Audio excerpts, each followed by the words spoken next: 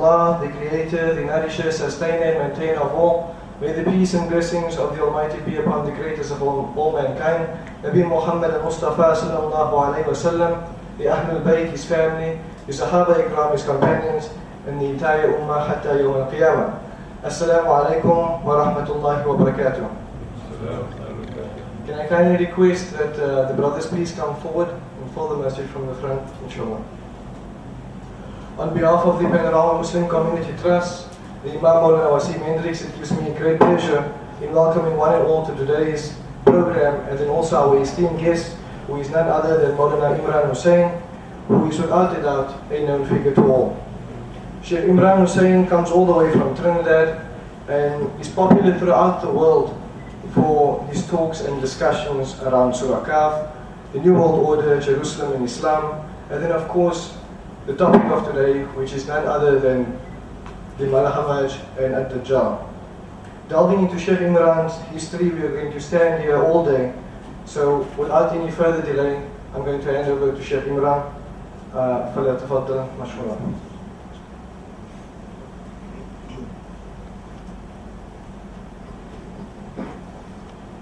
الحمد لله وكفى والصلاة والسلام على عباده الذين اصطفى خصوصا على أفضلهم وخاتم النبيين محمد الأمين وعلى آله وصحبه أجمعين وبعد.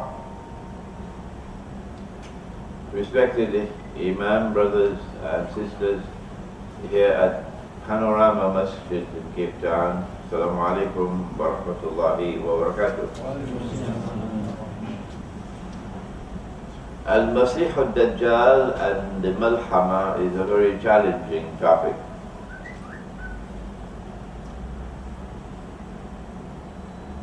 The companions were sitting, talking amongst themselves, when the Prophet alayhi salatu wasalam passed by and he asked, "What are you talking about?"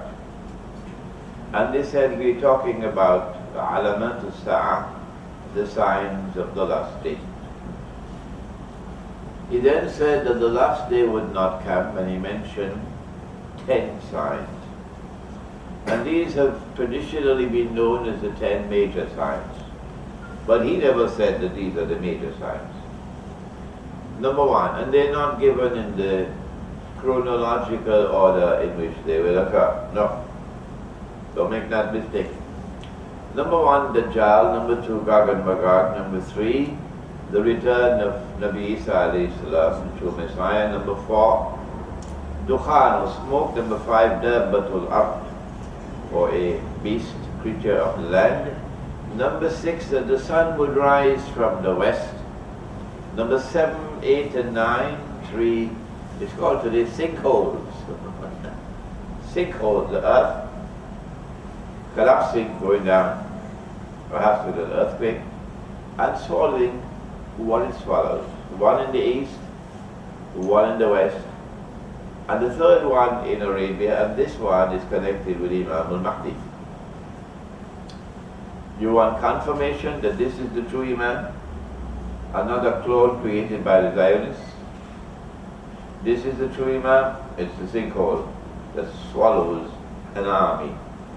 And number 10, that a fire would come out of Yemen and drive people to their place of assembly for judgment. Al-Masih al-Dajjal, because he's someone created by Allah, programmed by Allah, if you allow me to use computer language, to impersonate the true Messiah. Sent to the world because when Allah sent the true Messiah, they rejected him. And they said he's a bastard. And then they boasted of how they crucified him. What they did not know, and what no one knew for 600 years, was that no, they did not kill him, no, they did not crucify him. But Allah made it appear like that. One day, Allah is going to send him back. But those who boasted, they didn't know this. And they know that when Allah gives His word, He keeps His word. And since they rejected the true Messiah, then Allah will send another one who will deceive them into believing that He is the true Messiah, when in fact He would be a false Messiah and take them into the hellfire. And He is Al-Masih al-Dajjal. His name is not Dajjal. No. Dajjal is the one who deceives. So he's the great pretender, the great deceiver, the great impersonator. In order for him to successfully impersonate the true Messiah, he has to do what the true Messiah will do when he returns, and that is to rule the world. To rule the world from the holy state of Israel, the way the world was ruled by the holy state of Israel at the time of Nabi Sulaiman alayhi salam. In that sense of the word, he has to rule the world. Not in the sense of ruling every square inch of downtown Chicago. No. If Dajjal is to successfully impersonate the true Messiah and to rule the world from what people would believe to be holy Israel, there are a number of things he'll have to do, which I explained in Jerusalem in the Quran more than 12 years ago. Some of you I know have read the book, but others got the book and put it on a shelf and you've never had time in 12 years to read it. Number one, don't ask me for the hadith, please, because these are logical deductions. Number one, he will have to liberate the Holy Land for the Jews, because it's under Muslim rule for more than 1,000 years. Number two, he'll have to bring the Jews back to the Holy Land to reclaim it as their own. Allah had expelled them and placed a ban on them. For 2,000 years they could never return. They could come back as tourists, but they cannot reclaim the land as their own. They cannot return to do that. Number three, he'll have to restore a state of Israel in the Holy Land and get them to believe that this is holy Israel, when it would not be. It would be an impostor.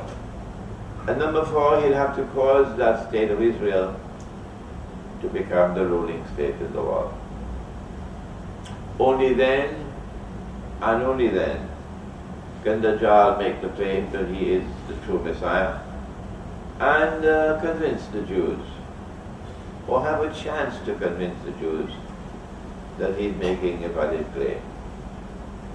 When he does that, and he has successfully made the claim to be the Messiah, he successfully impersonated the true Messiah, only then and not before, only then would Allah send back Nabi Isa alayhi salam, coming down from the sky with his hands resting on the wings of two angels, coming down in a masjid in Damascus.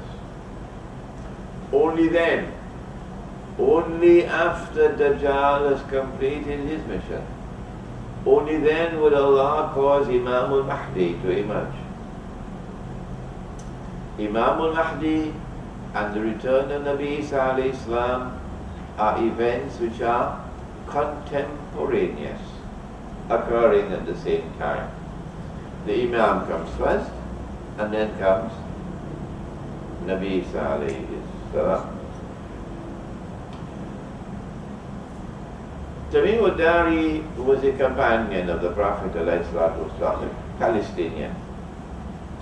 Took the Shahada, became Muslim, and came to the Prophet ﷺ in Medina and informed him of an experience which he had. Was it an actual journey, or was it a dream, or was it a vision? It could be any one.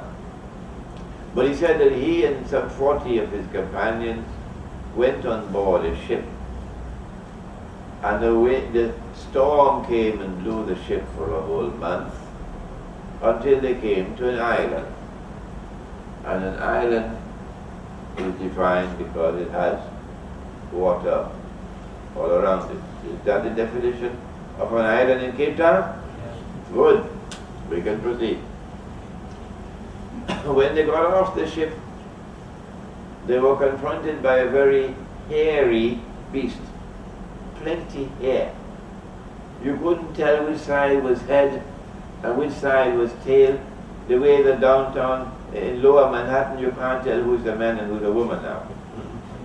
So, who is this? And then the creature spoke and said, I am Jassasa. I am Jassasa. Our knowledge of the Arabic language, our limited knowledge of the Arabic language, led us to the conclusion that I am Jassasa indicates that this is a spy. Wala tajassasu, do not spy. And so this is an island which is about 1 month journey away from the Arab world, and which has excellence in spying and espionage. James Bond kind of stuff. And then Jassasa spoke to them and said, there's someone waiting for you out there, pointing to a monastery which was lying in ruins, indicating, listen carefully now, that on this island, Rahbaniya, or monasticism, the monastic way of life, the monastery, the monk, will eventually crumble and disappear. Hold on to that piece of information carefully, because it's very important. So they rushed to the ruins, and there they saw a man who was chained. His hands were chained to his neck, and his feet were chained. And he spoke to them and questioned them, and then declared that he was Dajjal. He was Dajjal. The description of Dajjal given by Tamim al-Dari says nothing about being blind in one eye. So if he was blind in one eye, and Tamim Dari was himself blind, couldn't see. Huh? That's the first thing you mentioned. But there's nothing about being blind in one eye. No. And here is someone who is seeing Dajjal. He asked a number of questions, and your homework is to go and check out what are the questions. And then declare that I am Dajjal. And that when I am released, so one day he is going to be released, I will enter every town and every city, including Cape Town. But he didn't mention villages. You have some Malay out here in Cape Town, and in the Malay language the word village is kampung. Kampung. You must know your language. So I'll enter every town and every city, but I will not enter. He will not enter kampung, the village. In other words, the attack of Dajjal, on mankind will be concentrated in the towns and in the cities, but not in the peripheral countryside. No. So there's safety from him in the countryside. When Tamim al-Dari gave this information to the Prophet ﷺ, the Prophet said that this confirms what I have been saying to the people. In other words, the Prophet ﷺ has confirmed that this is correct. Was it an actual journey? Was it a dream or was it a vision? And you know the difference between a dream and a vision? Dreams take place only when you are asleep, except that some people have specialization in something called daydreaming. Dreams occur only when you are asleep, whereas a vision can occur while you are either asleep or awake. Dreams come from shaitan, they come from Allah, they come from your own nafs, but visions come only from Allah. To decide whether or not this was a dream or a vision or an actual journey, we have to go to another hadith, or another part of this long hadith which is in Sahih Muslim. The Prophet said, sallallahu ta'ala alayhi wa sallam, that when Dajjal is released, meaning from chains on this island, when he is released, he will live on earth for 40 days. One day which would be like a year, one day which would be like a month, one day which would be like a week. يوم كسنة يوم كشهر يوم كجمعة وسائر أيامه كأيامكم. And all his days, meaning all the rest of his days, like your days. Good. Wait a minute about this term 40. Don't be so hurried to add 20 and 20 and make 40, or 39 and 1 and make 40. Because someone asked the Prophet ﷺ, which was the first masjid to be built? He said, the Kaaba. And then they asked, which was the next one to be built? He said, Masjid Al-Aqsa, Jerusalem. And then they asked, how many years elapsed between the two? He said, 40. 40? When it was actually a few thousand years between this one and that one. So we're dealing with language which has to be interpreted, not to be understood literally. But if you want to accept it literally, that's your choice. But don't try to force us to also choose what you have chosen. That's wrong. That's wrong. Don't do that. You can choose to believe that 40 means 40. And therefore between Masjid Al-Aqsa, the construction of Masjid Al-Aqsa, and the Kaaba, only 40 years elapsed. You can choose to believe that. We choose to believe that it was a much longer period of time. And therefore, the term 40 is used symbolically. It has to be interpreted. Similarly, 40 days of Dajjal, it has to be interpreted, subjected to ta'weel. It's mutashabihat. It is only when his day is like our day that he would be in our world, meaning the material universe, in which the sun rises from the east and sets in the west, and there is day and there is night, and there is space and there is time. Only when his day is like our day would he be in our world. At that time, of course, he would not be in chains, would he? Would he? No! No! Because he has to be released first of all. To have a day like a year? So how could be in a chains at the end of the life? How can he be in chains at the end of his life on earth, when he's already traversed a day like a year, and a day like a month, and a day like a week? Huh? He cannot be in chains. The only time you could see him as a human being is when he is in our world. So if you see him as a human being, can he be still in chains?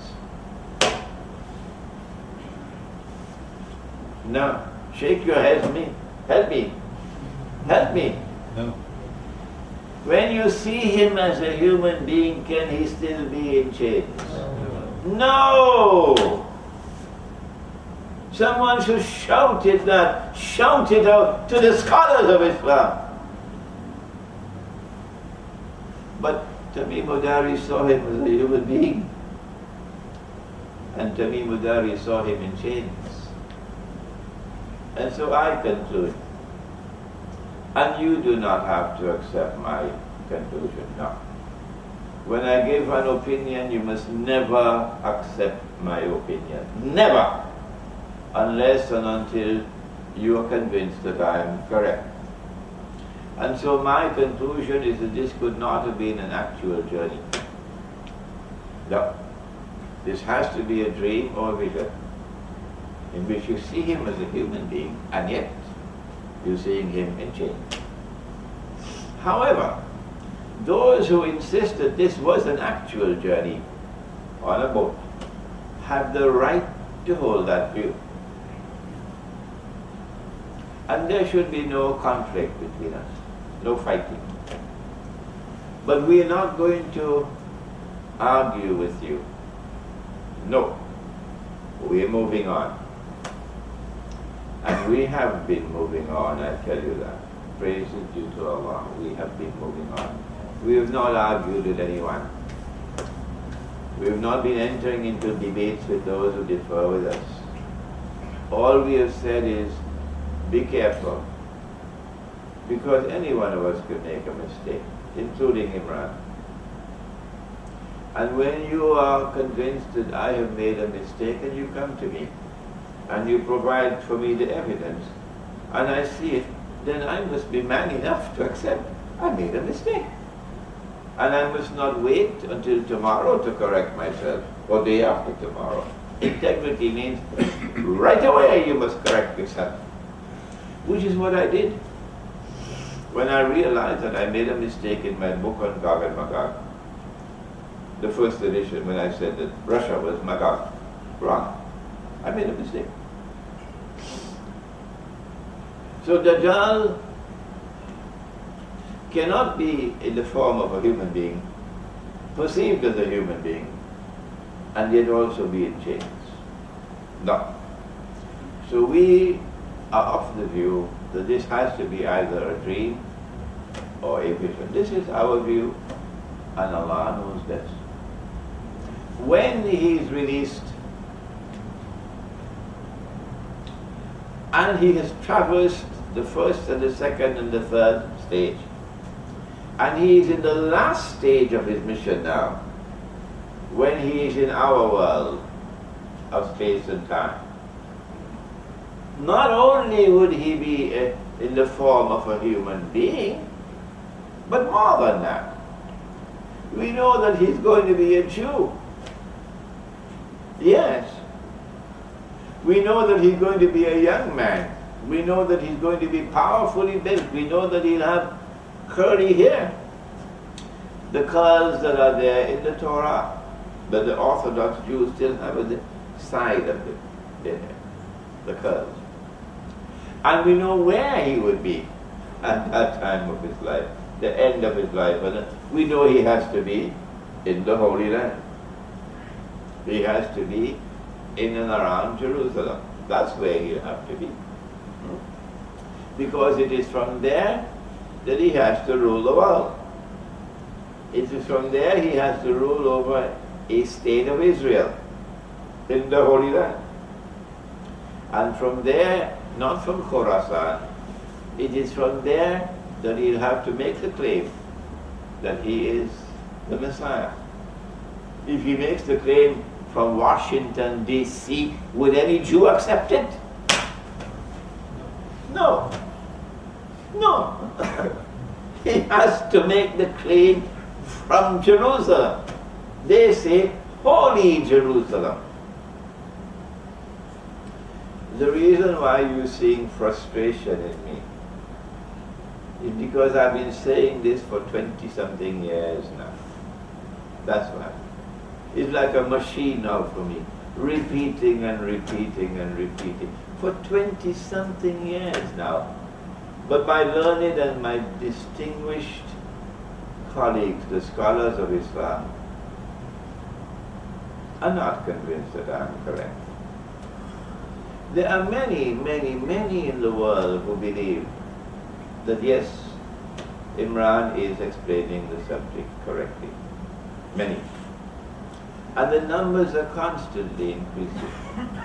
But my learned and my distinguished colleagues, the scholars of Islam, have neither said that I am wrong, except now I understand there's a fatwa that I'm a kafir. They've neither said that I am wrong, nor have they said that I am right. It's just silence out there. And that has provoked this frustration in me in this the evening of my life, because I'm now 73 years of age. When the Dajjal is released from his chains, where would he be? Of course, he'll be on an island. The island has to be about 1 month's journey from the Holy Land. From the Arab world. The island has to have expertise in spying and espionage. The island has to be an island in which monasticism, the monastery, the monastic way of life, Rabbaniya, collapses. And it is from that island that he'll commence his mission to eventually rule the world from Jerusalem. So there must be a nexus between that island and the Holy Land, between that island and Jerusalem. Can it be Reunion Island? Can it be Singapore? Huh? Which island is it? If you differ with me, you have the right to differ with me. But you must not say that I am wrong until you can say what is right. Is that fair? Isn't that fair? You cannot say that I am wrong unless you can tell me what is right. Otherwise, I give my opinion and you give yours and you give yours. And let the people choose. But don't say that I am wrong unless you could say what is right. About 14, 15 years ago, I was giving a khutbah at the United Nations headquarters in Manhattan, Jummah. And I made the mistake in the khutbah to ask the question, which island was it? The man who is the head of the Arabic Translation Bureau of the United Nations, a very high post, he could not, he's Palestinian, he could not contain himself. You're not supposed to talk when the khutbah begins. And he shouted out, Britain! He couldn't contain himself because he came to the same conclusion that I came, that the island was Britain. So everybody, there were 600 people in that big hall. It's the main reception hall of the United Nations in Manhattan, the Secretary General's reception hall. And the Secretary General of the United Nations gave that hall to the Muslims for Salatul Jummah. And every Jummah, there will be more than 600 people filling the hall, and there are people all around the stairs and so on, standing, no place to sit down. And alhamdulillah, I gave the khutbah for 10 years continuously over there. So this is what happened on that day. I came to the conclusion that the island was Britain. It is about a month's journey by sea. It has expertise in spying, and espionage. Ever heard of Sherlock Holmes? Huh? And Mr. Watson? And James Bond and so on? Yes, that's Britain. Specialization in espionage, spying. And it is here in Britain that we see the monastic way of life collapsing, monasticism disappearing. But more than that, we see a nexus between this Britain and the Holy Land.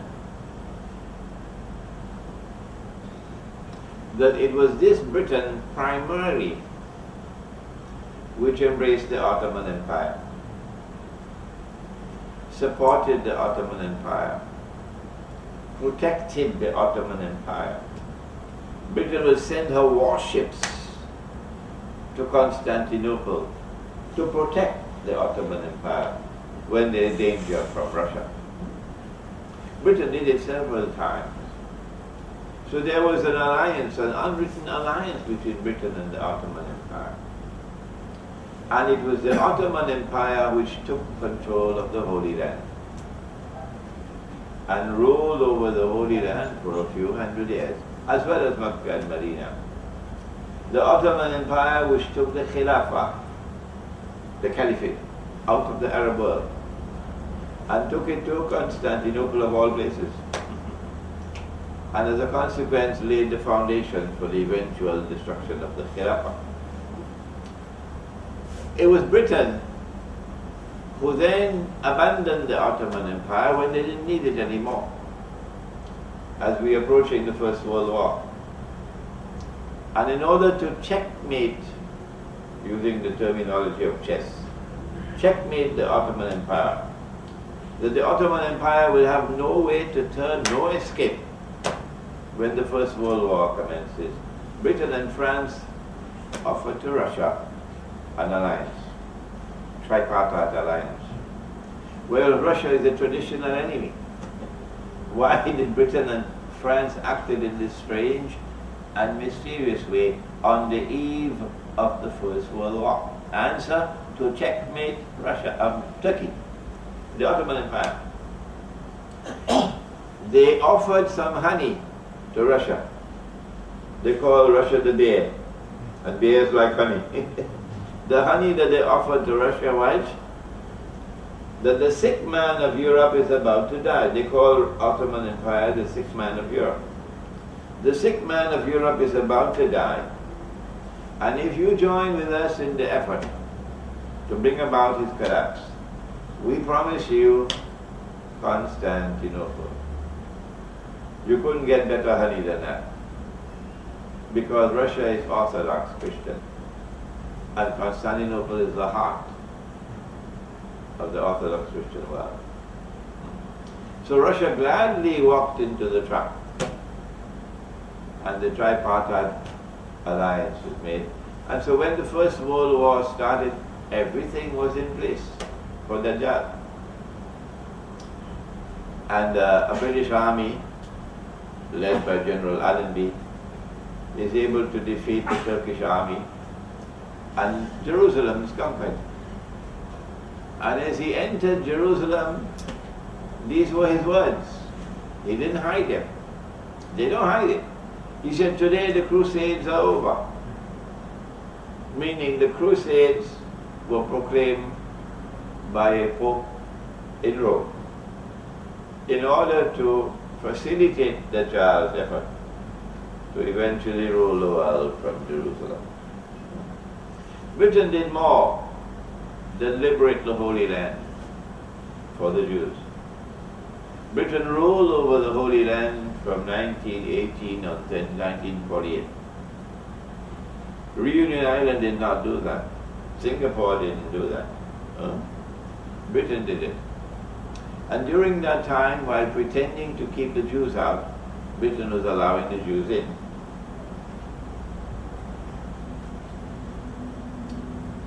In 1917, something else happened,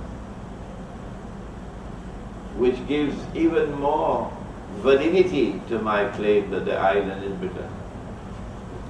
In October 1917 or November 1917, I can't remember which month, the British government issued the Balfour Declaration that it is the intention of the British government to work for the establishment of a Jewish national home in the Holy Land. So I say the island is Britain. The Prophet said, sallallahu ta'ala alayhi wa sallam, that the age of Dajjal will be the age of kathratu riba. The age of riba being universal all over the world, kathratu riba. And I noticed that it is this island of Britain which establishes the Bank of England. And it's the Bank of England which begins to issue what at that time was called promissory notes, but now it's called currency. I thought currency was a thing you put in cake to make the cake. But now they coin a new word. It dropped out of somewhere. It's called currency. Currency. And this currency, you could use it to buy and sell like money. What Britain did, the Bank of England did, was to test the waters with bogus money. But my learned and my distinguished colleagues, the scholars of Islam, are yet to recognize that this monetary system which commenced with the Bank of England and then culminated with the Bretton Woods Accord in 19, help me somebody, 19, look at that. And you say you're my students. How are you going to teach the subject when Allah calls me away? 1944, the Bretton Woods Accord. And then out of the Bretton Woods Accord came what institution? The Islamic Development Bank. Huh? The International Monetary Fund is correct. You've got to teach this subject when I am no longer here. The International Monetary Fund. Yes. It all came out of the Bank of England. And when the Bank of England was established as the first bank, Britain eventually became the financial capital of the world. But more than that, the scientific and technological revolution, which gave to those who worked on Dajjal's behalf a power that no one ever had before. That scientific and technological revolution commenced in Britain. Yes. That the earth would reveal its treasures to Dajjal, said the Prophet ﷺ. So who gave to the world the technology to go down in Kimberley and go down in Johannesburg to search for something called diamond veins way down in the interior of the earth? Diamond veins. And then to bring those diamonds up. They showed me the wheelbarrows in Kimberley at Big Hole. About 5 wheelbarrows. These are the amount of diamonds we took out of Kimberley. And you could put 3 jumbo jets in that, or is it 5, in that big hole. Where did the technology come from? From Britain. The scientific and technological revolution began from that island. Dajjal will step into the ocean and the water will reach him up to his knee. If you choose to remain believing that this is literal, that's your choice. You're going to have to wait on a Dajjal who is a few miles tall. There's never been a human being. At least I have never seen a human being. A few miles tall. Yeah. For him to step into the ocean and the water to reach him up to his knee. But if you give ta'wil or interpretation, you understand that what the Prophet ﷺ is talking about is that Dajjal will deliver the technology to do that, to go down into the interior of the earth, as they did here in Southern Africa. These things are coming out of Britain. Britain. Dajjal will fly on a donkey. The donkey will travel as fast as the clouds. The donkey will have his ears stretched out wide. If you want to wait for the flying donkey, that's your choice, not ours. We're moving on. We say that's the modern aircraft. Don't waste your time with us. Don't waste your time with Imran Hosein if you insist that this is literal. Go somewhere else. Don't waste your time with me. Because we say this is to be interpreted.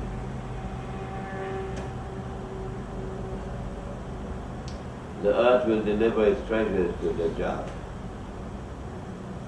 Amongst the treasures that will come out of the earth is that the river Euphrates will uncover a mountain of gold. And if you are convinced that a mountain of the metal is going to come out from underneath the river, well, let's stay with your belief. We're moving on. We say no. No mountain of the metal is coming out from underneath the river. The Prophet ﷺ is not talking about that. We've offered another interpretation. You don't have to accept it. No, you don't have to accept it. But you can't say that I'm wrong unless you can tell me what is right. And so we conclude that the island of Britain, that when Dajjal was released in a day which is like a year, it is from the island of Britain that he commenced his mission to eventually rule the world from Jerusalem.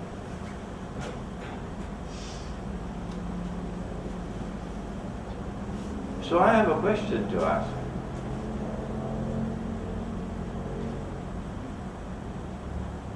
Is Medina an island? Last time I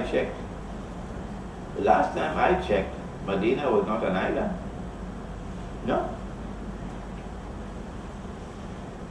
But how come Dajjal is released? He's released. And no one, and someone as important as the Prophet sallallahu alaihi wasallam, he suspects a Jewish boy in Medina to be Dajjal. The boy's name was Ibn Sayyad. Well documented in the Hadith, Ibn Sayyad. And he takes Umar with him to go, radiallahu ta'ala, and to question the boy. Okay? We have the conversation. And when the Prophet ﷺ questioned him, his answers are impertinent. The Jewish boy. But in this exchange between the Prophet ﷺ and this Jewish boy, there is nothing about him being blind in the one eye. No. So the evidence is mounting. Over there, Tamim Dari sees Dajjal and doesn't say anything about blind in one eye. No.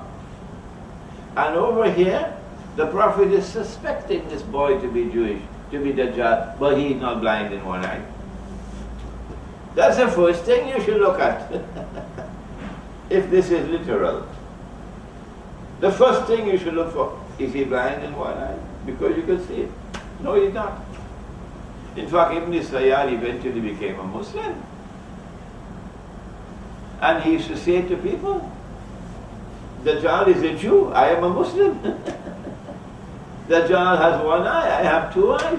Why can't you both stop teasing me, calling me Dajjal? This is what Ibn Sayyad used to do. In fact, we have people to this day, up to this day, who are convinced Ibn Sayyad was Dajjal. What can I do?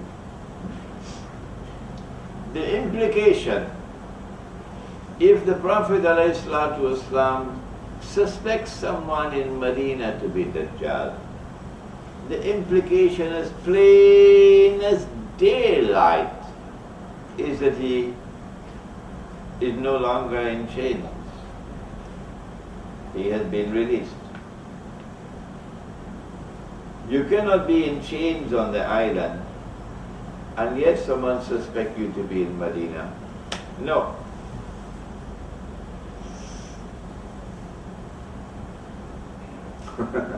The implication of the Prophet ﷺ suspecting a Jewish boy in Medina to be Dajjal is that Dajjal is now released from his chains on that island.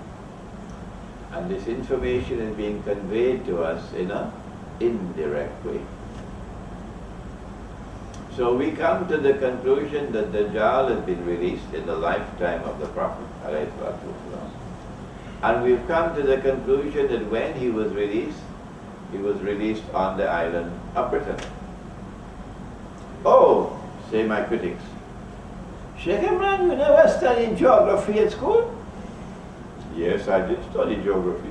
Well, don't you know that the Prophet ﷺ pointed 20 times to the east? And he said Dajjal will come from the east? What? Britain is in the west. You never studied geography, Sheikh Imran. Yes, I have studied geography.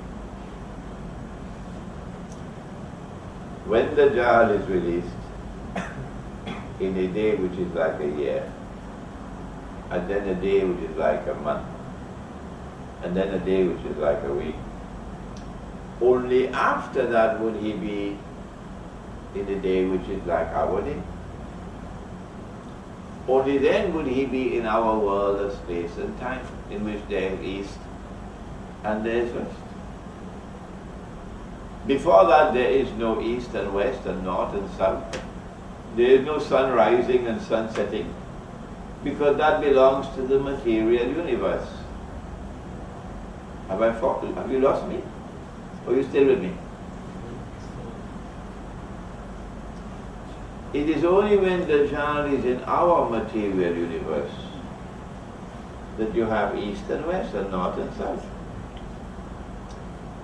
But not in the worlds before, which are not our worlds of space and time. So therefore, when he is in our world of space and time, at the end of his mission, it is at that time that he will come from the east. But when he is released in a day which is like a year, it will be an island. And that island, you have to convince me which island is it. I have provided for you abundance of evidence that the island is Britain. What I have not said to you so far is that Dajjal wants to establish the state of Israel as the ruling state in the world. So now I am beginning to understand, oh, that's why he uses the scientific and technological revolution to build Britain into the supreme military power in the world. There is no power in the world to match Britain. And in this sense of the word, Britain became the ruling state of the world. And they even coined the term for a ruling state, Pax Britannica. I've never heard of any Pax China. Have you? Pax South Africa? No. But I've heard of Pax Britannica, because Britain did become a ruling state in the world, not only in control of the finances of the world, but London is the financial capital of the world, thanks to the bogus paper money. But Britain is also the military power of the world, because the British Navy rules the seas, rules the seas. And so, in stage one of his mission, he creates a ruling state, Britain. And then came stage two, in which he creates a second ruling state, the United States of America, and now it's called Pax Americana. And the second ruling state has control over money, in that the sterling pound is no longer the international currency, it is now the US dollar. Where did the transfer take place from the sterling pound to the US dollar? Tell me, somebody. Come on, Zubair. Where? No. Where and when did the transfer of power take place from the sterling pound to the US dollar as the international currency? Tell me, somebody. Huh? Second World War? No. The transfer of power from the sterling pound as the international currency to the US dollar, that's correct. That's correct. At Bretton Woods. At Bretton Woods. Bretton Woods is a town in upstate New York. Upstate New York. I used to drive my car to upstate New York. And at Bretton Woods they organized an international conference on a monetary system. And out of that conference emerged the Bretton Woods Accord. And if you want to know anything about the paper money you have in your pocket, you've got to go to Bretton Woods and study. They don't teach it in the Darul, and yet he's giving fatwa. The transfer of power from the sterling pound to the US dollar took place in 1944 at Bretton Woods. And the day, like a month came, and the United States is now the mother, the godmother, or the what do you call it, the midwife, sorry, who is delivering the baby, the state of Israel, and taking care of the baby when the baby is born. When was the baby born? 1948. The baby was born in 1948. And Britain presided over the birth, and then the United States took over to take care of the baby.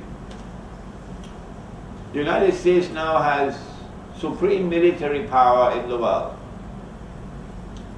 in the way that Britain had control over the sea. Every strategic naval port on the face of the earth, Britain controlled it. Britain controlled it. Every strategically important naval port on the face of the earth, Britain controlled it. Now comes the United States with the Air Force. People didn't travel by air until the 1940s. Oh yes. The British Prime Minister Neville Chamberlain had to fly to meet Hitler in Munich in 1946, and this is the first time the British Prime Minister ever sat in an aeroplane. So air travel came late, 46. I sat in an aeroplane for the first time in 1961, and I was scared. Oh my gosh, I was scared. Oh yeah, terrified. 1961 at the age of 19. The United States now controls the sky. And that power of control over the sky is sufficient for the United States to be the ruling state of the world. And so we say that when Dajjal was in a day which is like a year, he gave to the world Pax Britannica. We have never calculated, never, give me the evidence, give me the evidence. We've never calculated how many years did a day like a year last. I have never done that. Others have done it. I've never done it. Look, all I say, a day like a year was a long period of time. That's all. And now a day like a month, and we see the evidence of decline. The United States is in a state of irreversible decline. The US dollar is now in a state of irreversible decline. The Ponzi scheme is coming to an end. The mountain of gold from underneath the river is now provoking war, meaning the petrodollar monetary system. We don't have the time to give you the explanation today of the mountain of gold. That challenge is coming from BRICS, which is Russia and China and South Africa and India and Brazil. And that challenge to the petrodollar monetary system is constantly gaining momentum. There is open defiance now of the very foundation of the petrodollar monetary system, that oil can be sold for only US dollars. India signs an agreement with Iran to buy oil from Iran and to pay for it in gold. Yes. Open defiance. China does the same thing. Open defiance of the basic rule of the petrodollar monetary system. And so the petrodollar is on its way out. But the petrodollar is the foundation of their power. If they lose control of this, they lose power. They cannot force Greece to come to the line and toe the line unless and until they have the power to bring down the Greek money and force inflation.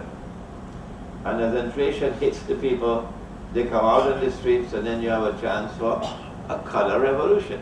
That's what they've been doing all over the place. So if they lose control over money by the collapse of the petrodollar monetary system, they will lose their power. But they're not prepared to lose power. As a consequence, war is now inevitable. A day like a year to commence, Britain had to wage many wars. A day like a month to commence, the United States had to be waging wars helter-skelter all over the world, including the First and Second World War. In order for a day like a week to commence, obviously you need war. And you need the biggest war of all. And this is how we locate the Malhama. We say that the turning point between Pax Americana and the third ruling state, which we identify as Israel, and therefore Pax Judaica, the turning point between the two would be a great war that the Prophet ﷺ described as the Malhama, and in Christian eschatology it's called Armageddon.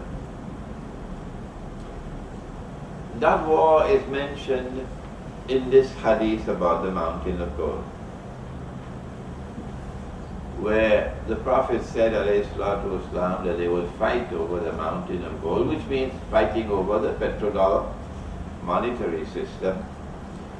And 99 out of every 100 would be killed, and I say there has never been a war in human history, never, which has killed 99% of combatants, never. This has to be an absolutely unique phenomenon in military history. We have to admit that only weapons of mass destruction can kill 99 out of 100. And we have no knowledge today other than nuclear warfare. There may be other weapons out there beyond nuclear and thermonuclear weapons, but we don't know about them. At this stage of our knowledge, we're looking to see nuclear war with nuclear missiles being shot. The last time nuclear missiles were used to attack a people was in 1945, when one nuclear bomb destroyed a whole city in Hiroshima, and another one destroyed a whole city in Nagasaki. And I suspect that they were testing the waters with these two bombs. I don't believe that these two bombs were unleashed solely for the purpose of waging war on Japan, causing the war to end. No, I believe that in addition to that, they were testing their weapons. What they have today are weapons, and nuclear weapons, far, far, far more powerful than what destroyed Hiroshima and Nagasaki. So what's going to happen if nuclear war breaks out? And the evidence is alarming that the Western alliance with NATO is hell-bent on war with Russia. Pig-headed obsession. And the nice good news is that Russia is not backing down. No. You want war? Putin says, don't mess with nuclear Russia. Don't mess with nuclear Russia. And mankind will have to remember those words. Putin said, don't mess with nuclear Russia. And believe you me, he means it. Russia is not backing down. And so the world, you could close your eyes and you could tell that we are heading for the Malhama now. So many can recognize it. But will you ever hear that from the mimbar? Will you ever hear that from the mimbar? No, no. You will not hear that from the mimbar. And you are an intelligent people. You are an intelligent people. And you can see the evidence that the world is heading for nuclear war. And you can see the evidence that this is the Malhama that is coming. And so you have to ask the question again and again and again and again. What is wrong with Islamic scholarship? What is wrong with the learned and distinguished scholars of Islam? That even at the last moment, and yet they're silent, no one talks about what's going to come.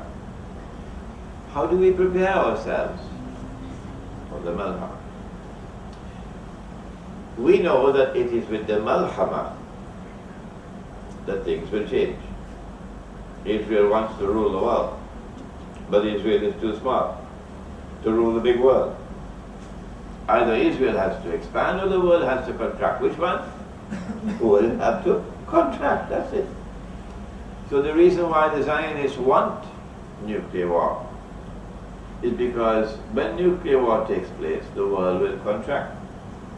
And they have already protected themselves with their underground bunkers and with food and water stored already for as long as it's necessary. They already have that.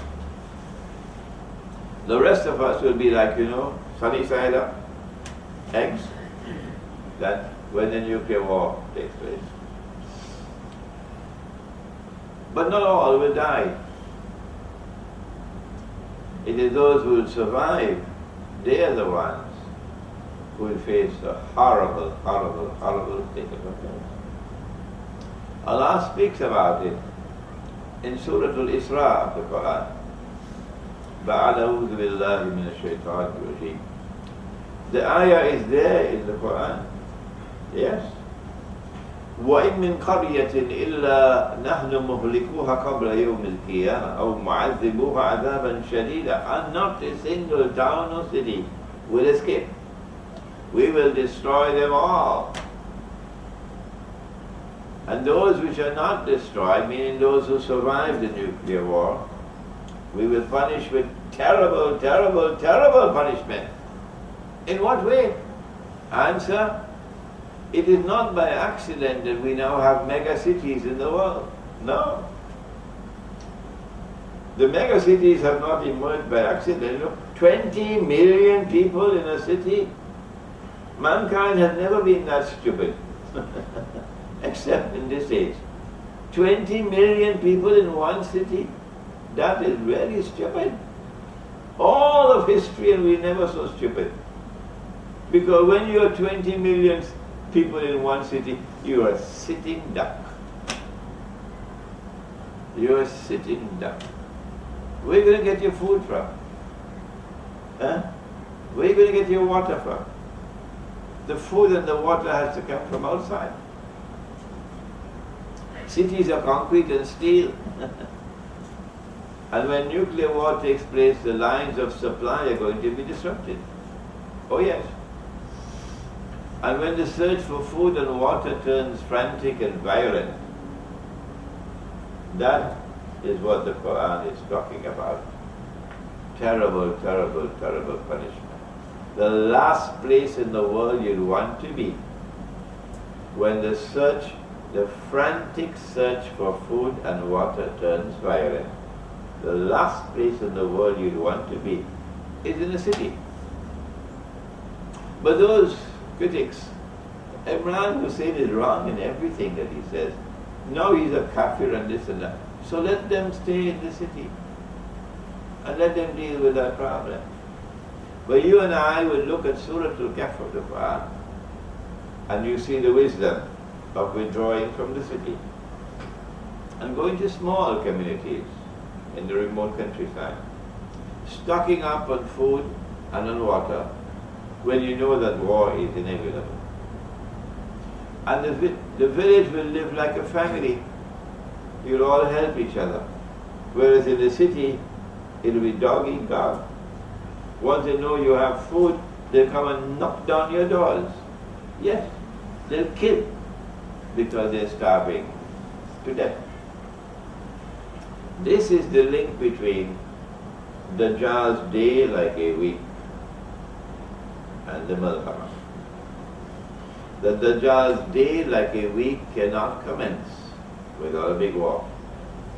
After the Malhama, the world will be smaller. And over that smaller world, Israel will be able to establish her rule. I used to think that after the Malhama, nothing will fly. Why? Because the Prophet said that birds will fall down from the sky. That's the hadith. Indicating the radiation will pollute the atmosphere. And so the birds cannot navigate. But then I remembered that Dajjal is still going to be flying a donkey after a day like a week has ended. Yes, Dajjal will be still flying a donkey because you're going to fly a donkey to Medina. And you're going to land outside of Medina. And then the earth is going to shake Medina is going to shake 3 times. And every kafir and every munafiq will be thrown out. So Dajjal's donkey will still be flying after the Malhama, indicating that Israel and the Zionists will have the technology. So I came to the conclusion, and I could be wrong, that if they'll have the technology to continue flying, they'll have the technology for their banking system to continue to operate. Electronic banking. How they're going to do it, I don't know. But they'll have the technology. And if the banking system is going to function, continue to function after, then in the same way that Britain had control over money through the sterling pound, and the United States had control over money through this US dollar, Israel will have to control money, and she'll do it through the electronic monetary system. Electronic money. And that is a financial Guantanamo. The same blindness that led the Mufti to give this bogus fatwa that the paper money is halal. My language is harsh, but tell Mufti he's got something worse than that waiting for him in the grave. Tell him for me, if he does not make tawbah, if he doesn't go and study the subject and take that bogus fatwa and throw it in the garbage bin, that this paper money is halal. I've been saying that to him for 20 years now. They won't listen to me. the same blindness that led them to give fatwa that the paper money is halal, that same blindness will lead them to give fatwa that the electronic money is halal. Well, in fact, it will be the rope around your neck. Every single transaction that you make will be recorded. You can't even buy a piece of chicken tikka, or you call it bride. You can't even buy a bride, and they would know it. They know where you bought it. They know how much you paid for it. Yeah. So they know where you are, because everything is recorded electronically. And when they find a profile of a man who is not committing zina, oh, we got a troublemaker here. And then not only is he not committing zina, the man is not drinking alcohol. Oh my gosh, we got a troublemaker here. Not only that, they realize from your profile you're giving money in charity, you're giving money to the masjid, you're giving money here. Oh no, we've got to finish him off. So what do? They accuse you of being a terrorist. That's it. Your account is frozen. Don't come to Imran Hosein and complain. That's it. You have no money. You have no one to complain to. That's what the system is designed for. And once they freeze one or two accounts, all the rest of the people will simply line up and worship Dajjal. What do we do in preparation for that day? Answer: if you give up the sunnah, you must make tawbah, seek forgiveness, and return to the sunnah of dinar and dinar. The Prophet said, alayhi salatu wasalam, about the period after the Malhama, that Dajjal will withhold the rain. 1 year, 1/3 of the rain will not fall. 2nd year, 2/3. 3rd year, no rain. And no crops will grow. And every hoofed animal will die. And you know it. You know the hadiths, of course you know it. So famine, no food. At that time, if you want food, where will you get it? That's right, Israel. Yes, you've got to go to Israel. You've got to bow down and worship Israel if you want food. And what about us who will not do that? We'd rather starve to death, but we're not going to worship Dajjal. What will we do? Is it possible to make dua and Allah sends food? Is that possible? Huh? Do we have any evidence? Yes. Yes, we do. The first one was the little girl in the masjid, in the mihrab. And when Zakaria alayhi salam came inside, he said, Maryam, where did you get this food from? She said, I asked, Allah sent it. And what about the disciples of Nabi Isa alayhi salam? They call it the Last Supper, except that it's not the Last Supper, they want to come after. Huh? They said, we don't want just food, grapes and apples, we want cooked food. That's what they asked for. We want cooked food. Will the Lord God send us cooked food? I hope it's not biryani. And Nabi Isa prayed, and Allah sent down a table laden with cooked food. All things are possible with dua. Allah is fa'alul lima yurid. So the Prophet said to his companions when they asked, how will we get food on that day? He said, Subhanallah will get you food, and Alhamdulillah, Allahu Akbar. And my understanding, and Allah knows best, he said, when you make the dua and Allah sends the food, you will say Subhanallah. And you will say Alhamdulillah. And you will say Allahu Akbar. It is necessary for us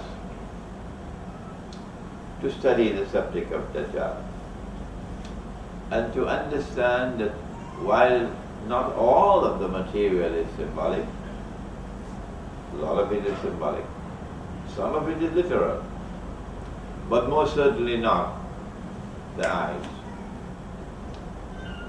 Every prophet has warned his people about Dajjal. And the Prophet Nuh alayhi salam warned his people about Dajjal. But I am going to tell you something that no one ever said before me. Dajjal sees with his left eye, he's blind in the right eye, it looks like a bulging ring. But your Lord is not one eye. Between his eyes on his forehead is written the word kafir.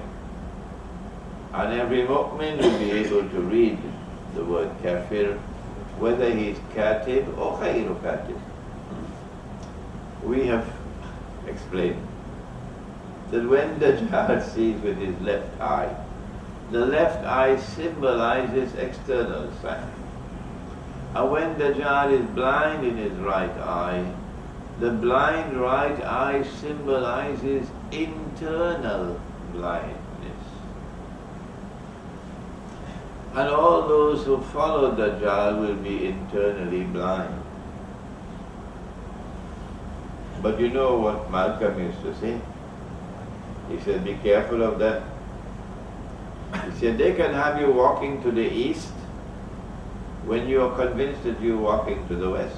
Malcolm used to say that. And they can have you walking to the west when you are convinced that you are walking to the east. And that's what the Prophet also said. He said that Dajjal will come with two things, the river and the fire. But his river is a fire, and his fire is the cool waters of a river. Those who fall in his river will have their loads of sin increased, and those who fall in his fire would have their load of sins decreased, indicating that Dajjal will take the road to heaven and make it look like the road to hell. And he'll take the road to hell and make it look like the road to heaven. He's doing that in all the shopping malls.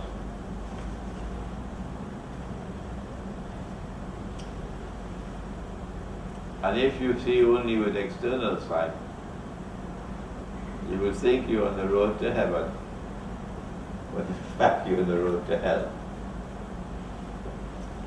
And if you see with only external sight, you're internally blind. The road to heaven will be there, and you'll think it's the road to hell.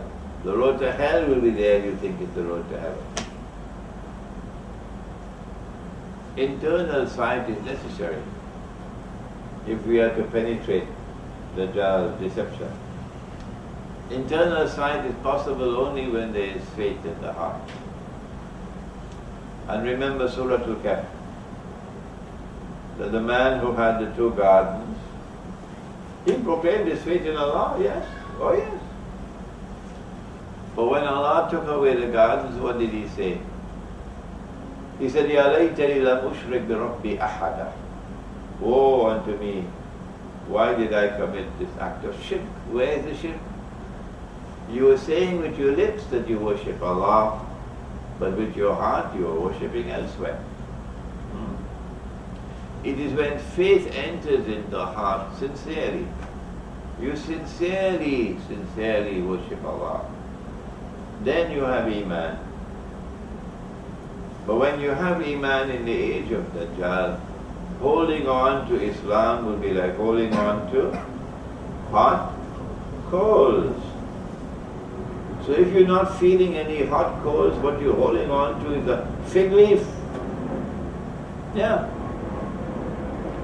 When you have faith in your heart, you're holding on to Islam, then Allah will put nur in your heart. And that nur is not sold in the stock market.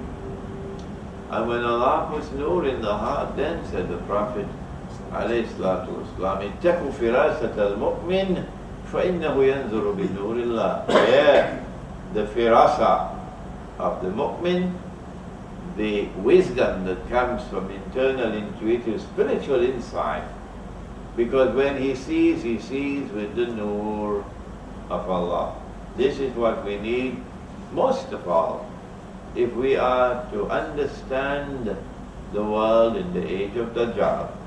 if we are to penetrate his deception, and if we are to recognize the reality that we face and that we have to respond to in a manner which is appropriate, if we are to preserve our faith, we pray that Allah subhanahu wa ta'ala may protect us all from the fitna of Dajjal. Allahumma inna na'udhu bika min azab al-qabr wa min azab al-nar wa na'udhu bika min fitnat al-mahya wal-mamat wa min fitnat al-masih al-dajjal. Wa sallallahu ta'ala ala khayri khalqihi Muhammadin wa ala alihi wa ala ashabihi ajma'in bi rahmatika ya arhamar rahimin. Ameen.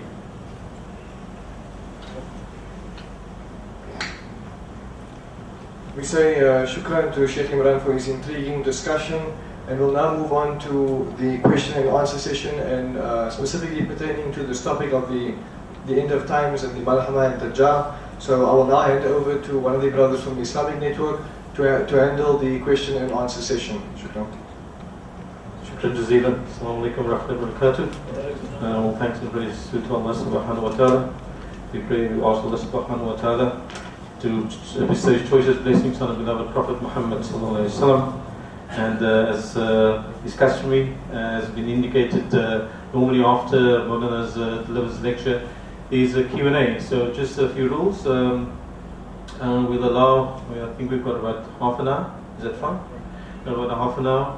And I've got written questions here as well. So for those who don't wish to speak, present their questions in word form. I mean, they can always write it on a piece of paper. And could you get a runner for the ladies? Anybody from network? Okay, there's Ibrahim is there at the back. So whoever from the ladies wishes to pose a question, you can just pass it on to Ibrahim there.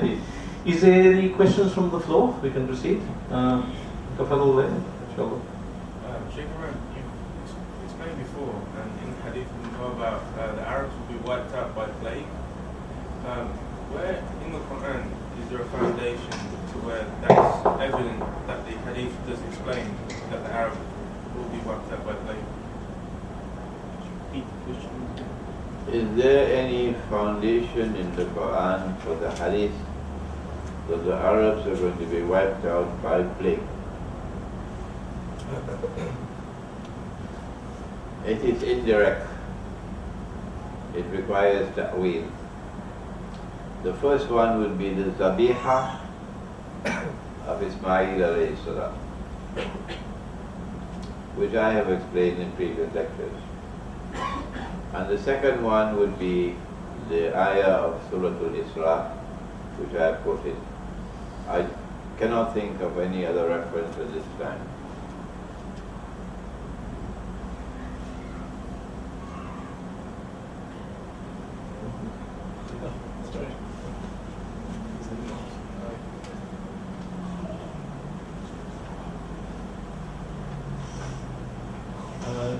A bit of an oversight, I forgot to. We are streaming live over the internet, so just for those international guests, you can pose your questions as well, and your questions will be posed. This is a question from the UK. Was Al-Jassasa human, and will he accompany Dajjal? We do not have, the question is about Jassasa, and the question has come from the island of Tamim Mudari. We do not have any evidence in the hadith on the basis of which to declare that Jassasa was a human being or was not a human being. So we have to stay with what is in the hadith here.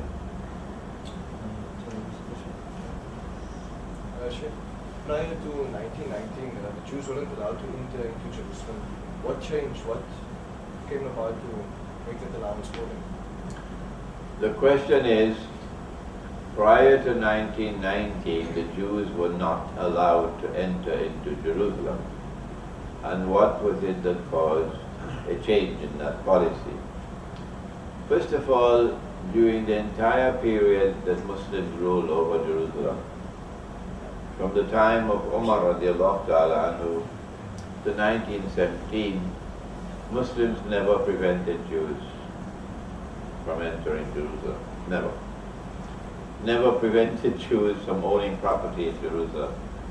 Never prevented Jews from worshipping in Jerusalem. No. In fact, Muslims very often had to intervene between different Jewish factions fighting with each other, and different Christians. Sometimes they'd be fighting and bloodshed and so on. Different Christian factions. And the Muslims had to intervene to try to bring peace. Up to 1917, Muslims had control over Jerusalem. In November 1917, the British Army under Allenby conquered Jerusalem. And then I said, while pretending to keep the Jews out of Jerusalem, I mean immigration, they opened the doors for the Jews to enter. Which Jews were these? I'm not talking about the Oriental Jews. I'm not talking about Banu Israel. I'm talking about the European Jews. They are the ones. There are large numbers of them. There are millions of them in Russia. In order to get them out of Russia and into the Holy Land, you needed a Bolshevik revolution. You needed a Soviet Union which would be a clone of the Zionists. And then the Soviet Union, while pretending to be on the side of the Arabs, opened the doors for millions of Russian Jews to migrate to the Holy Land. Next question. Maulana, there's a question, I think, from the back. If you can please be specific, which ayahs from the Quran can confirm today's lecture? It's a specific ayah, or specific surahs, in fact. I think the person probably wants to study the subject. Please ask them to read Jerusalem in the Quran. I think that is an apt answer. Any further questions from the floor? Yeah. Okay, sorry, they and they. Sheikh, what is your view on Syria at the moment? And how is it linking with some I did make mention of this yesterday, and I'd much prefer we postpone and remain with our topic at this time, before we come to you. If we have questions on the topic, yeah. Yeah. Tell me, Doc, this magic that we see nowadays, that's these programs on the TV, what is this guy's name? Dynamo. Is this all related to Dajjal? Because this guy is convincing the people, he cuts people in half and puts them together again. Is this all related? But I don't have a television set at home. I don't know what is dynamo. Yes, Dajjal is going to cut a man in half. Cut him in half. And then bring him back to life. He's doing it in front of the public. This is being done now in modern medical surgery with people who are otherwise will be dead, and they have surgery, heart surgery and so on, and they are kept alive. My opinion is that there's nobody going to come and cut a man in half and then bring him back to life. No. This hadith refers to modern medical advancement in the field of surgery. It's happening, Doc. I'm trying to say they do It started right here in South Africa with a man named Christian. Yes, cutting a man in half. You started it right here. In fact, just on the latest is that they're going to do head transplants soon. Head transplant? Yes. On George Bush? I think my father's referring to a magician performing tricks. He's cutting people in half in front of the live audience. Oh, that, yeah. They're putting them back together again. Yeah, that has been going on for a long time. But is it related to It's not new. I can't say that this is related to Dajjal because it's very old. It's happening all the time, a long time now. My understanding is it's modern medical surgery that the Prophet is talking about cutting a man in half and bringing him back to life. I'm a bit confused as to the timeline, Sheikh. You say that the Dajjal is supposed to be on earth for 40 days, and that will be 37 days, the our days. Yet it's going to be drought for 3 years. So does the drought occur before the 40 days?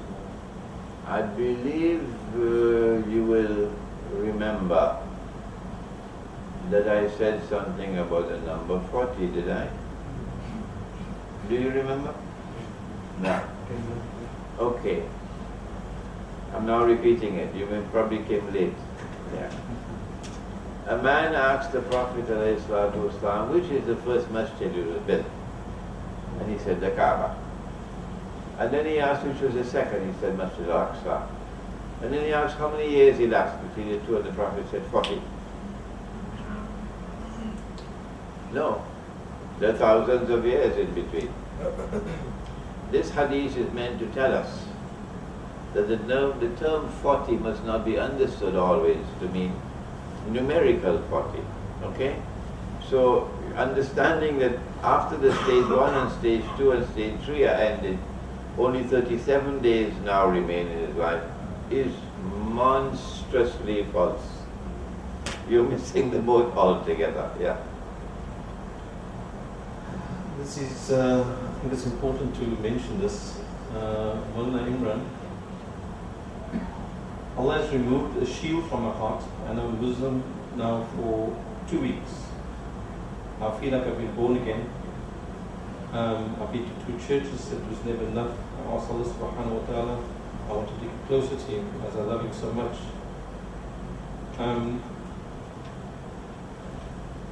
God has taken me to His heart, and please, if you can let me know what I need to study in order to know more about this topic. I would advise, if you want to study Islamic eschatology, that you take a look at my books and listen to the lectures which are on the internet, and I hope that they will be of some benefit to you. But you should not only listen to me, and you should not only read my books, not at all. I have too much respect for your intellect to tell you to do such a thing, not at all. You must listen to my critics as well. You must hear what they say. And when you've looked and you've studied, then you must yourself choose on the basis of your own rational faculty. And may Allah choose you, may Allah guide you to choose correctly, because if you choose wrongly, you're going to pay a price. We all pay a price there. Is there no more question from the floor? It's only short, inshallah. You know, in the tri-partnership, when you say the Russians wanted Constantinople, was that? No, I didn't say the Russians wanted Constantinople. Ah, okay. I said those two devils, Britain and France, they put the honey before the bear. To trap the bear, the Russian bear. They offered Constantinople. This question is from the little island called Island. What is the future of ISIS and the relation to Dajjal? Okay, that question does have some connection with our topic.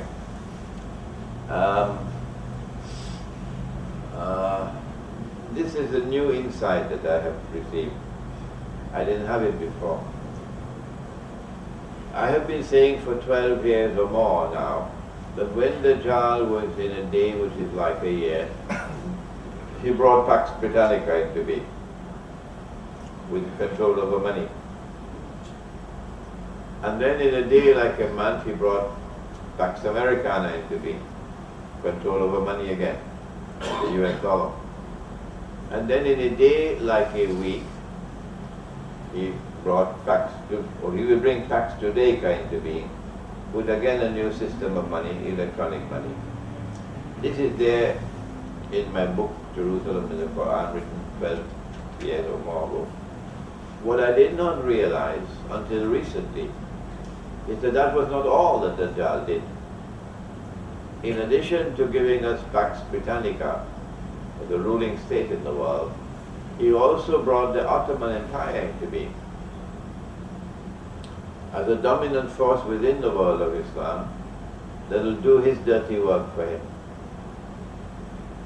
And when the time came for him to dismantle Pax Britannica and to replace it with Pax Americana, he also dismantled the Ottoman Empire and replaced it with Saudi Arabia, who would do his dirty work for him.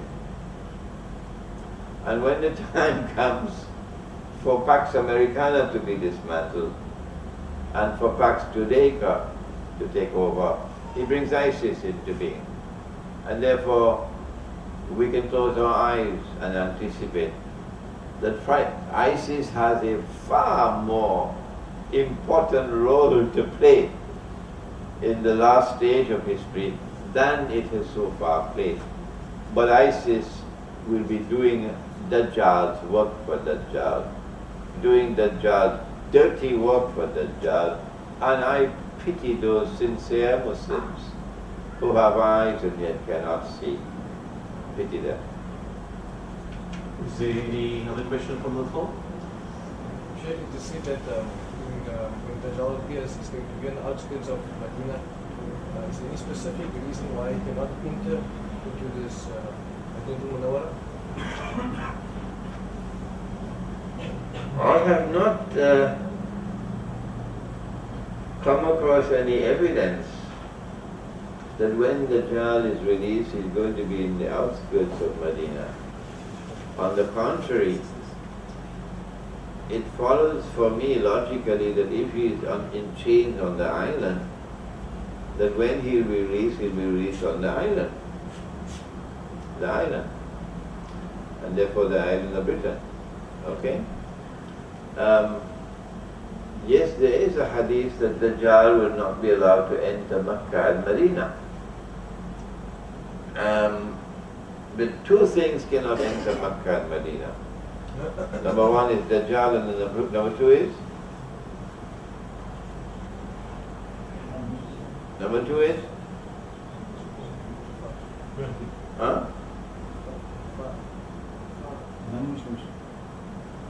You're afraid to answer me.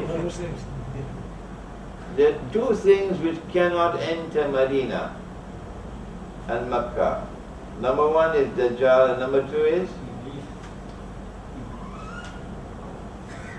Panorama, you got homework to do. The second thing is plague. I think we have a medical doctor here. The modern terminology for plague would be epidemic. Would that be correct? Correct, yeah. Long time it used to be called plague, meaning disease which are extremely contagious, can be spread from one person to another rapidly. Plague. And plague used to kill large numbers of people. Plague will also kill large numbers of animals. Plague.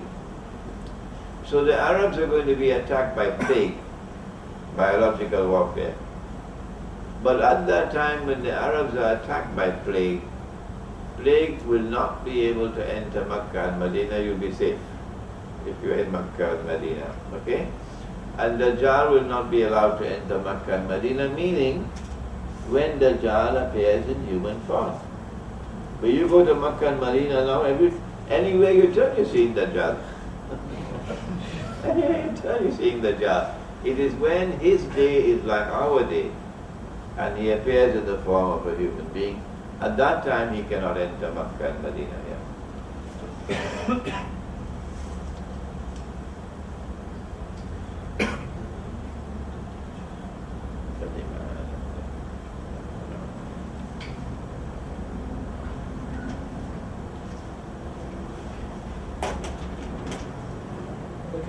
Maulana, if if the Nabi Muhammad Sallallahu Alaihi Wasallam knew that Dajjal's day, like a year, would be in a different dimension of time, why does Maulana think he suspected the young boy was from Malaysia? My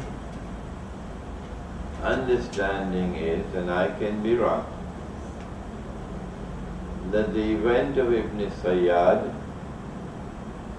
was meant to deliver the news indirectly that Dajjal has been released. In the same way that the news of the release of Gog and Magog came in the form of a vision while he was asleep at the home of his wife Zainab radiallahu ta'ala anha. And so the release of Gog and Magog took place in the lifetime of the Prophet alayhi salatu wasalam. The release of Dajjal into the world, but not in our dimension of space and time, took place in the lifetime of the Prophet alayhi salatu wasalam. But if you want to hold on to that hadith in Sahih Muslim, which says that Allah will send, he didn't say Allah will release. The Prophet did not say that Allah will release. He says, فَبَعَثَ اللَّهُ, Allah will send Gog and Magog. If you want to hold on to that and believe that Gog and Magog will only be released after Nabi Isa alayhi salam returns and kills Dajjal, by all means you can hold on to that. But I feel sad for you on that day when you realize what a mistake you made. If you want to believe that Dajjal has not been released so far and Dajjal is not at work in the world, that's your choice. But I feel so sad for you on that day when you learn what a big mistake you made. Well, now this question is not directly related to the topic, but I think it's one of the signs, the 10 signs, is the sign of double art, the beast of the earth. Dabbatul Ard. Would you care to... My opinion, and I can be wrong, but I have the right to express my opinion, is that Dabbatul Ard will not speak to mankind, but rather would wound mankind. Tukallimuhum, taklimuhum. And that the Dabbatul Ard that the Quran is speaking about is the state of Israel. I am very pleased that Sheikh Safar al-Hawali, the Saudi Sheikh, who also is pioneering Islamic eschatology, may Allah bless him, has come to a conclusion which is quite similar to mine. In his book, Yawmul Qadar, he says that the Dabbatul Ard is the Zionist movement. Yeah. But we have to come back to his question about ISIS. Was it you? Syria. On Syria, yeah. Shall we take that now? Yes. Good. Syria is a very complex subject, and one should not be rushing to form your conclusions without careful study. It's a master plan at work with this Arab Spring, they call it. But the biggest prize of all was not Egypt, not Tunisia, not Libya, not Yemen. The biggest prize of all was Syria. Why? Number one, Syria has been a frontline state against Israel, with a common border with Israel.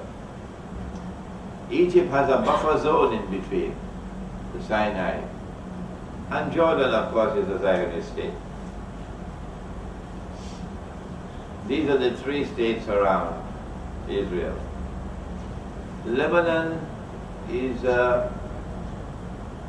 important only to the extent that Syria is important because of Syrian influence over Lebanon.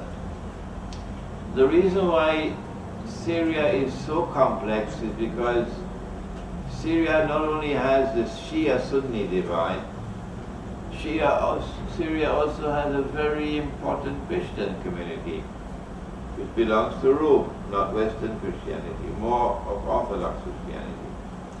And Syria also has the Druze and the Alawi and so on. So very complex.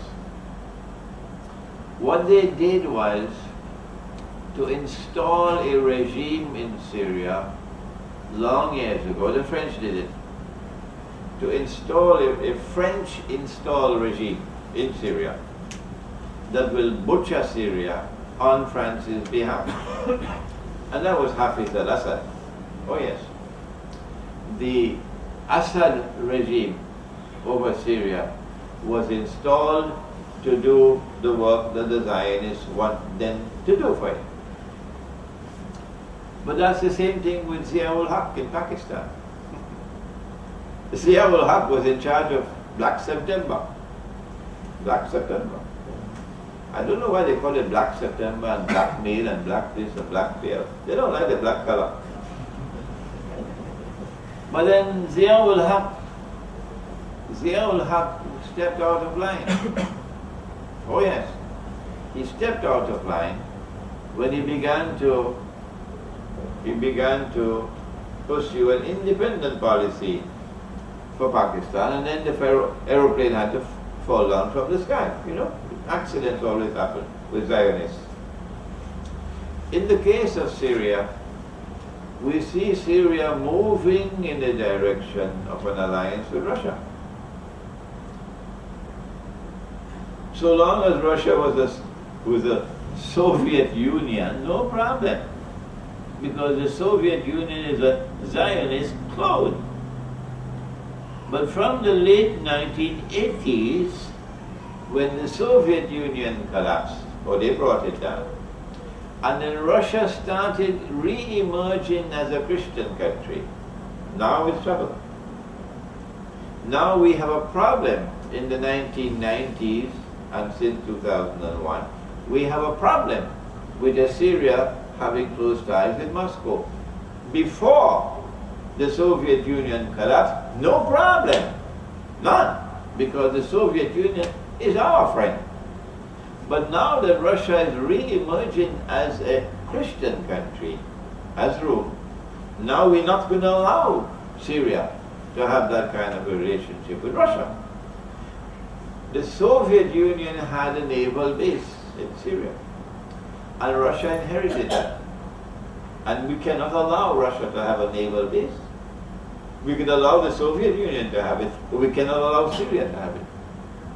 So they have to plan for an armed insurrection in Syria and make it look like the Syrian people are now, after all these years of bloody oppression, they're now rising up to get rid of this hated regime, blah, blah, blah, blah, blah.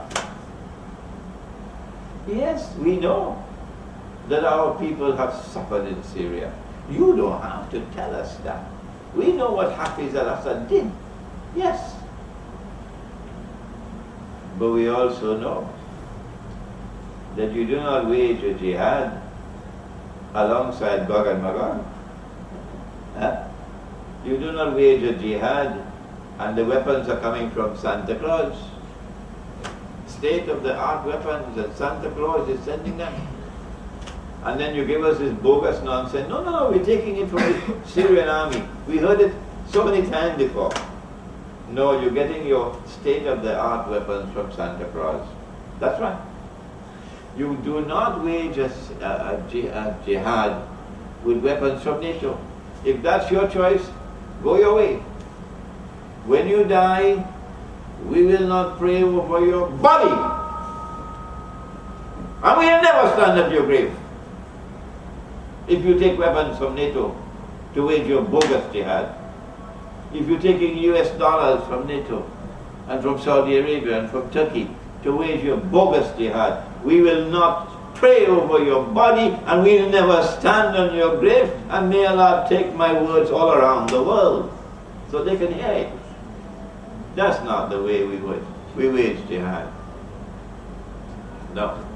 So this is the biggest slum of all, Syria. And the biggest amount of deception involved is in Syria. And to come and tell me that the Shia are killing Sunnis, what an inadequate analysis. What an inadequate analysis. With that statement, you want to complete your analysis of what's happening in Syria?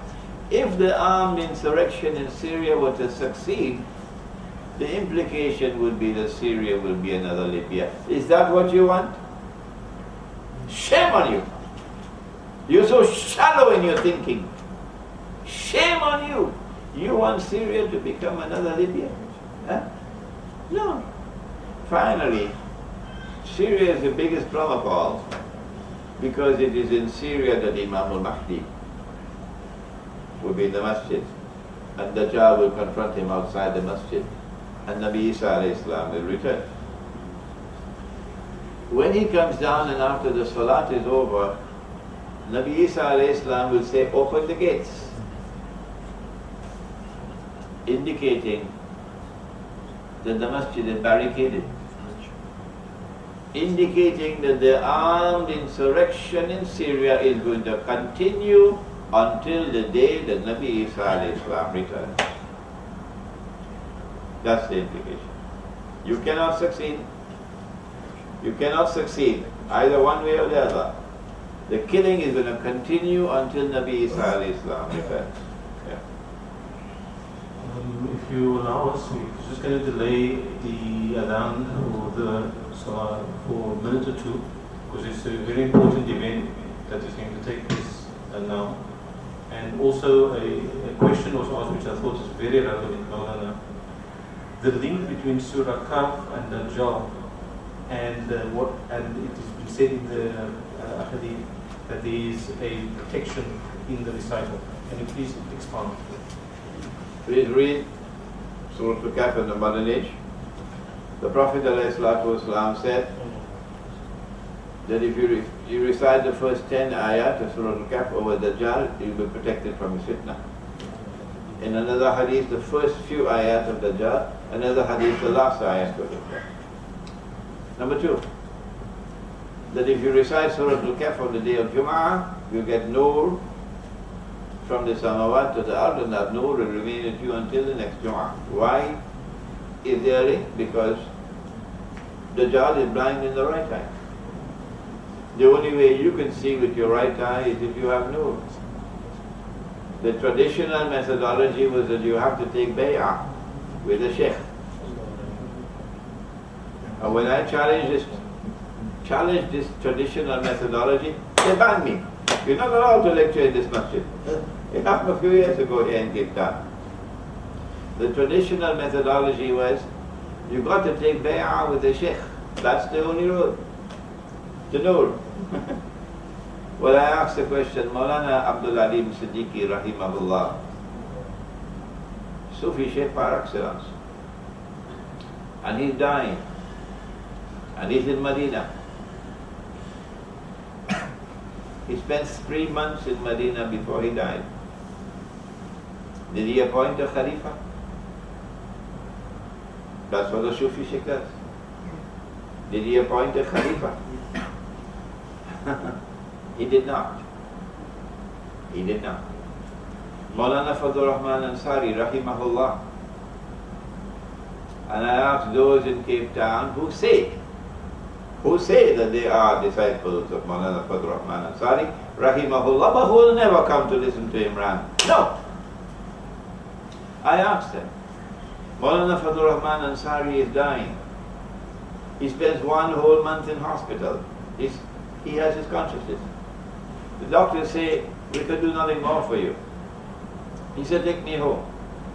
He returns home and he lives for 4 days. And for those 4 days he's walking up and down. He knows he's dying. Did he appoint a Khalifa? No. What message is being sent by these 2 great Sufi sheikhs? The message which is being sent is that the tree is not producing the fruit. Did you hear of any Sufi order declaring that this paper money is haram? Tell me. None. Well then, what difference is there between them and the others who can't see? What Maulana Abdul Alim Siddiqui rahimahullah and Maulana Fadlur Rahman Ansari rahimahullah was saying to us, by not appointing a Khalifa, is that the traditional methodology was not delivering the fruit. And you have to search now for a new methodology for the pursuit of the spiritual quest that will deliver the fruit. If the tree is delivering the fruit, it's working. You know that you're delivering the fruit if you can penetrate the reality of the world today. Then you're delivering the fruit.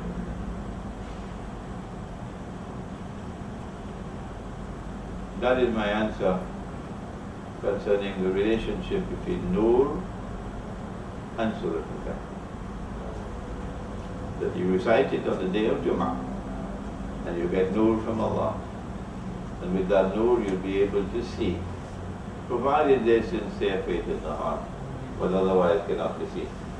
Terima kasih Allah hand over to Once again, a big shukran to Sheikh Imran Hosein for his informative discussion, and then of course to the Islamic Network for allowing us this opportunity.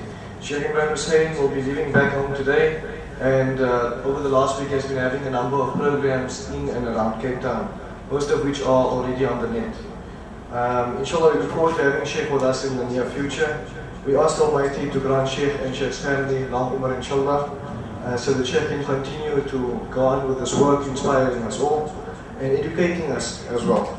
I'll now be handing over to Maulana Wasim to wrap up with the closing dua and Maulana has some news to deliver. So from myself, Muhammad Yasin Sangiri, I once again thank you all for your attendance and participation. May Allah subhanahu wa ta'ala grant us understanding, inshallah. Amen.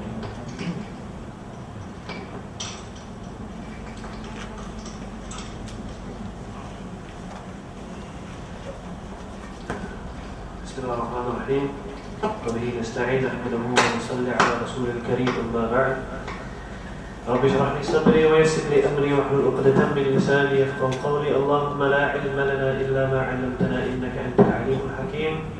جماعة المسلمين, honorable Sheikh, Assalamu alaikum wa rahmatullahi ta'ala wa barakatuh.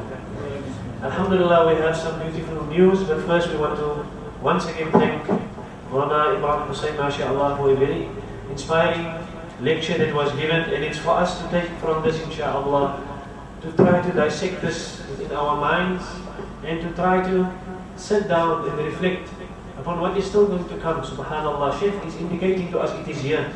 So it's important for us to learn from this and take it further, inshallah.